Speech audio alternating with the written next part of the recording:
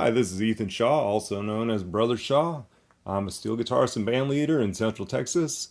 I've been making some videos to help y'all get started out on the steel guitar. So this is one of the basics, how to play a 12-bar blues. And I tried to use some real common little moves to get y'all going here real quick with this. So I'm going to play it for you, and then we'll talk about how to do it.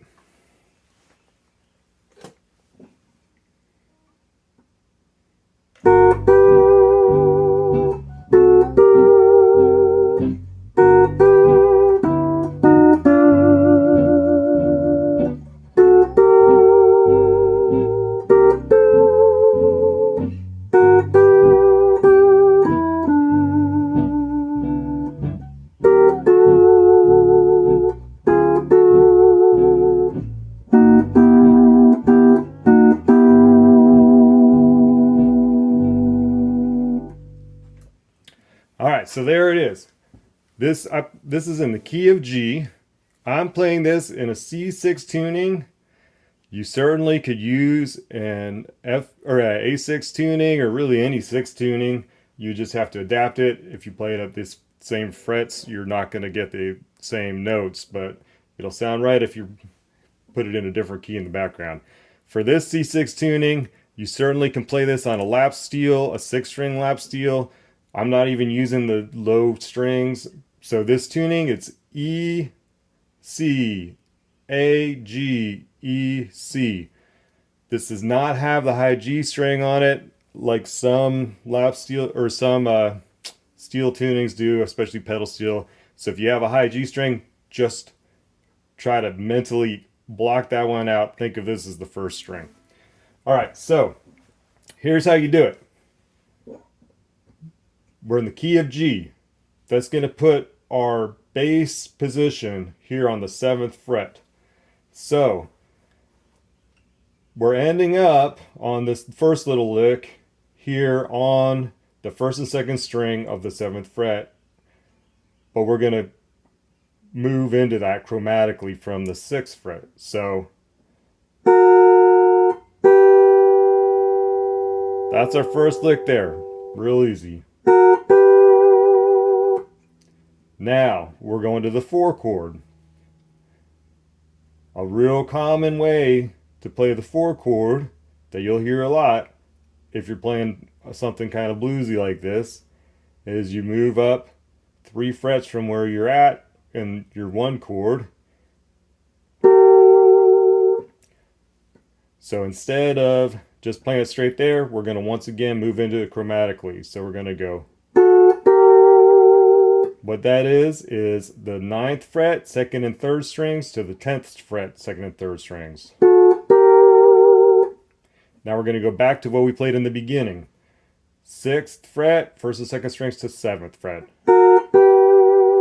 Now stay on the 7th fret, go to the 2nd and 3rd strings, and then we're going to go down chromatically, stay on those same strings. So that little part there is.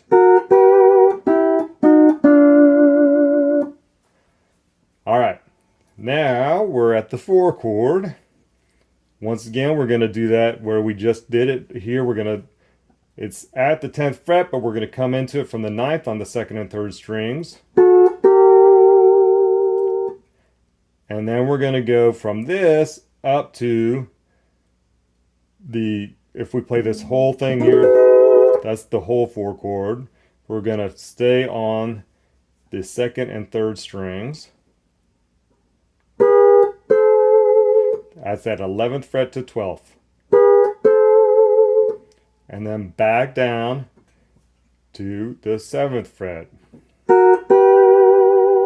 And now I'm just going to do little single notes here. 7th fret, start doing the 2nd, 3rd, and 4th strings. Now we're going to be at the 5 chord. A real common place for people to play the 5 chord is going to be 2 frets up from where your 1 chord is on these particular strings. 2nd and 3rd.